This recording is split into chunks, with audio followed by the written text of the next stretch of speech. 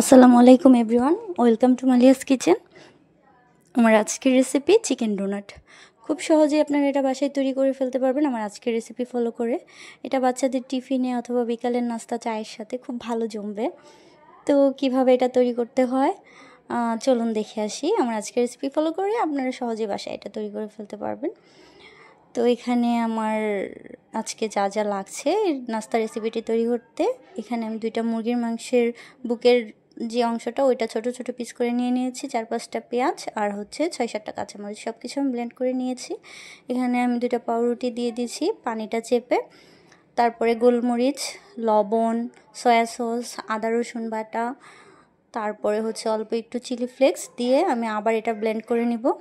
এই তো দেখুন সুন্দর ব্লেন্ড হয়ে গেছে। আর যদি আপনাদের মিশ্রণটা একটু নরম হয়ে যায়, আপনারা এক্ষেত্রে এখানে একটু কর্নফ্লাওয়ার ব্যবহার করতে পারেন যেন মিশ্রণটা একটু শক্ত হয়, অথবা আপনারা চাইলে একটু ব্রেড গ্রাম এখানে ব্যবহার করতে পারেন। তো এখানে আমি হাতে একটু তেল মাখিয়ে নিয়ে নিয়েছি। এখন আমি এটা ডোনাটের শেপ দিয়ে দিব।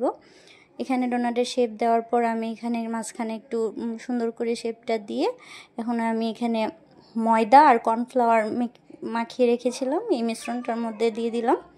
এখানে শুধু ময়দা আর কর্নফ্লাওয়ার, এর মধ্যে কোনো কিছু নেই। তো এটার মধ্যে ড্যাপ করে তারপরে আমি এখন দিয়ে দিব হচ্ছে ডিমের মিশ্রণে। এখানে ডিমের মধ্যে আমি একটু লবণ আর গোলমরিচ দিয়ে 2টা ডিম ফাটিয়ে নিয়েছি। এখন আমি দিব এটাতে ব্রেড গ্রামে। তো ব্রেড গ্রামে দিয়ে এখন আমি এটাকে ভালো করে ব্রেড গ্রাম দিয়ে মাখিয়ে কোট করে নেব। তো কোট করা শেষে আমি এক এক করে এরকম করে সবগুলা ডোনাট বানিয়ে নিব, ডোনাটের শেপ দিয়ে সুন্দর করে। তো এই যে দেখুন আমার ডোনাটটা একদম রেডি। তো এখন আমি এটা ভাজতে চলে যাব, এক এক করে আমি সবগুলো বানিয়ে নিচ্ছি। তো এখানে আমি তেল গরম করে নিব। তেল গরম করে নিয়েছি। এটা তেলটা একটু হালকা গরম হলেই হবে, বেশি গরম করলে ডোনাটটা দেওয়ার পরই কালার চলে আসবে, ভিতরে মাংসটা সিদ্ধ হবে না। তো আমি এপিট ওপিট করে প্রায় 10 মিনিটের মতো করে এই ডোনাটগুলো ভেজে নেব।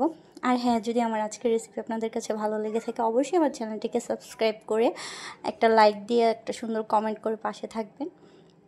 আর আমিও চেষ্টা করব সবার পাশে থাকার জন্য। নতুনদের সবাই সাপোর্ট করবেন আশা করি। তো এই তো আমি এক পাশ হয়ে গেছে, এখন আমি উল্টে দিচ্ছি। তো আরেক পাশও আমি এরকম 5 মিনিটের মতো করে ভেজে নেব। যখন এরকম একটা কালার চলে আসবে এক এক করে আমি সবগুলো তুলে নিচ্ছি।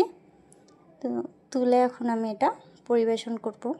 তো খুব সহজে এটা বাসায় তৈরি করে ফেলতে পারবেন, বেশি সময় লাগবে না।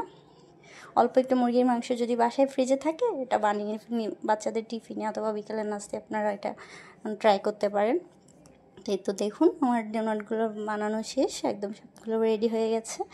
তো সবাই ভালো থাকবেন। আসসালামু আলাইকুম।